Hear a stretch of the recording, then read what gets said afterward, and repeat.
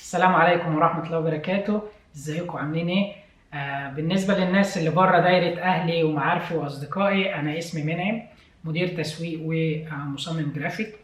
انا معاكم في الفيديو ده عشان حابب اتناقش معاكم في فكرة، حاجة بتضايقني جدا يعني من زمان، وهي فكرة ان عندنا في مصر وفي الوطن العربي بشكل عام، اما حد بيبقى عارف معلومة او عنده معرفة في مجال معين، دايما بيبقى عنده رغبة شديدة ان هو يحتفظ بالمعلومة دي، ظنا منه يعني ان هو لو شارك المعلومة دي مع ناس غيره، الناس اللي غيره دول هياخدوا بقى رزقه وهياخدوا شغله، وبالتالي حياته بتنتهي.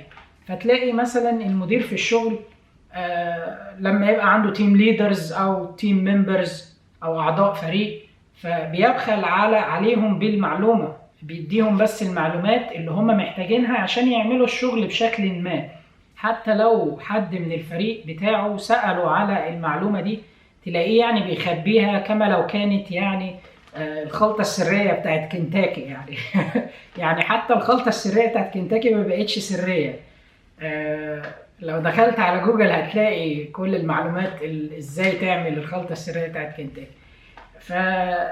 دي طبعا مشكلة كبيرة عندنا في الوطن العربي، لأن لو أنت حد حابب يتعلم شيء ما، بنبحث عن المعلومات دي في الصحف الأجنبية، في الارتكلز الأجنبية، في المواقع الأجنبية، وبتلاقي الناس يعني بتقول لك تفاصيل التفاصيل، يعني مع إنهم لا يعرفوك ولا بيطلبوا منك أي فلوس عشان المعرفة دي.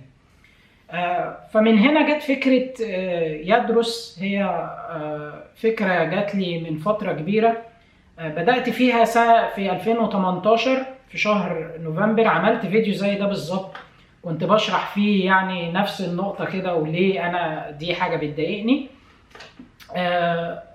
بشكل عام النهاردة احنا عملنا منصة بتسمح للناس او الشباب العرب ان هم يشاركوا المعلومات ويشاركوا المهارات اللي عندهم مع الناس التانية اللي هم حابين يتعلموا المهارة دي. بغض النظر انت توجهك ايه، يعني سواء انت شخص متدين او مش متدين، اعتقد ان فكرة ان انت تشير المعلومات او تنشر المعرفة ده واجب ديني وواجب اخلاقي كمان. يعني حتى الرسول صلى الله عليه وسلم قال: إذا مات العبد انقطع عمله إلا من ثلاث: ولد صالح يدعو له، صدقة جارية، أو علم ينتفع به. فحتى أخلاقيا يعني أنت لو حد علمك شيء، لازم أن أنت ما توقفش المعرفة عندك، لازم تشير المعلومات دي مع حد غيرك. فعشان كده نرجع تاني، جت فكرة يدرس.org، وهي منصة إلكترونية، هي موقع إلكتروني تقدر تدخل عليه من خلال الموبايل أو اللابتوب أو الكمبيوتر بتاعك. فهي منصة بنجمع فيها بين المدرسين أو المعلمين، واللي هم ناس عندهم مهارة أو عندهم معرفة في موضوع ما. مش لازم يبقى اكسبرت، مش لازم يبقى خبير يعني في المجال ده، لكن طبعا لازم يبقى ملم بكل جوانب الموضوع اللي بيتكلم فيه. بنجمعهم مع الناس اللي عندهم شغف أو حب التطلع والمعرفة للموضوع ده، وبنبدأ نعمل تجربة مستخدم لذيذة جدا، بحيث ان الناس كلها تتواصل بشكل لطيف، المدرسين يتواصلوا مع الطلبة والعكس، ونحاول على قد ما نقدر ان تجربة المستخدم على موقع يدرس تكون سهلة وبسيطة وفيها انترتينمنت، فيها ترفيه. طيب دلوقتي عشان المنصة دي تقوم على حيلها، في 3 وسائل دعم وفي 3 فرص. وسيلة الدعم الأولى هي بالنسبة لأهلي وقرايبي واللي يعرفوني بشكل شخصي، أنا متأكد إن هم هيساعدوني في إن أنا أوصل صوتي لأكبر كم ممكن من الناس، لأن في الأول وفي الآخر بدون الناس دي أنا طبعا المشروع ده عمره ما كان وصل للي إحنا وصلنا له أو حتى شاف النور. بالنسبة للناس اللي أول مرة تشوفني في الفيديو ده، أتمنى إن أنتوا تدخلوا على المنصة وتعملوا تسجيل دخول وشوفوا المنصة، عيشوا التجربة، وابعتوا ليدرس في أي حتة، ابعتوا لي بشكل شخصي، قولوا لي ايه اللي عجبكم، ايه اللي ما عجبكوش، ايه اللي ممكن يتحسن، ايه اللي ممكن نبدأ نشتغل عليه اكتر عشان يبقى احلى واحسن. الوسيلة الثالثة هي ان انتوا توصلوا صوتي للناس كلها، وده من خلال ان انتوا تعملوا شير للفيديو ده، او تعملوا سبسكرايب على قناتنا على اليوتيوب، او تعملوا لايك على الصفحة بتاعتنا، بحيث ان انا يبقى الموضوع سهل عليا ان انا اوصل للناس اللي شبهكم. يعني انتوا بالنسبة لي البيرفكت اكزامبل او الشكل المثالي للناس اللي ممكن تبقى حابة يدرس. فبالتالي انتوا لو عملتوا شير او عملتوا لايك او حبيتوا اللي احنا بنقدمه، انا اقدر اوصل للناس اللي شبهكم. طيب ايه الثلاث فرص اللي عندنا؟ الفرصة الاولى ان انت لو حد عندك تالنت او عندك مهارة او موهبة في موضوع ما، وحابب ان انت تقدم فيه كورس او تقدم فيه محتوى هادف وتشاركه مع العالم، هتيجي معانا في يدرس، واحنا هنعمل لك كل الانتاج ده وكل التجهيزات، وهنساعدك في عملية التفكير في الاوتلاين بتاع الكورس، وازاي نعمل الكورس بشكل منظم بحيث ان احنا نقدمه للناس اللي حابة تتعلم الموضوع بتاعك. طيب تعمل ده ازاي؟ هتدخل على www.yadrus.org/instructors، وكل اللي انت هتعمله ان انت هتسيب رقم تليفونك والايميل بتاعك، شوية بيانات بسيطة، واحنا هنتواصل معاك بشكل شخصي في اقرب وقت ممكن. الفرصة التانية ان انت حتى لو انت مش هتقدر تقدم محتوى، لكن تعرف حد من اصدقائك شاطر في حاجة معينة او عنده مهارة في حاجة معينة وممكن يبقى انترستد ان هو يقدم معانا، بس لازم تتأكد ان هو مهتم بالموضوع.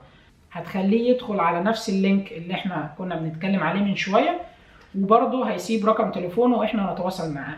الفرصة الثالثة ان يدرس لسه بتبدأ، فهي ستارت اب لسه جديدة، في عندنا فرص كتيرة جدا للتدريب. فلو انت طالب او فريش جرادويت او حد تأثر بالكورونا بشكل ما فما فيش شغل، احنا عندنا 4 مجالات رئيسية للتدريب. محتاجين دعم في فانكشنز زي السيلز والماركتينج والديزاين والبيزنس ديفلوبمنت. فلو انت حد عنده اوريدي مهارات في الارياز دي وحابب ان انت تشتغل معانا في يدرس، طبعا الشغل كتير جدا وفي ضغط كبير، وطبعا هتتعلم اشياء كتيرة جدا. عشان نعمل ده تقدروا تخشوا على www.yadrus.org/careers. اخر حاجة حابب اوضحها وهي سؤال: هل الكورسات اللي يدرس بيقدمها ببلاش ولا بفلوس؟ الكورسات حاليا بفلوس. كل الكورسات هتبقى بأسعار تتراوح من 150 ل 200 جنيه. بحوالي 150 جنيه انت بتدرس كورس مكثف في تقريبا نفس المعلومات اللي انت هتدرسها لو خدت كورس بره ب 3000 و5000 و10000 جنيه. ده غير ان احنا بنوفر لك وقت ومجهود ومواصلات وبنزين، وبتدرس الكلام ده كله في بيتك وانت قاعد في اي وقت وفي اي مكان. تقدر تخش على يدرس وتتعلم الكورس اللي انت مختاره. مقابل المبلغ الرمزي للكورس انت بتاخد اكسس مدى الحياة على المحتوى ده، يعني بتدفع مرة واحدة وخلاص بيبقى الكورس ده ليك اكسس عليه مدى الحياة.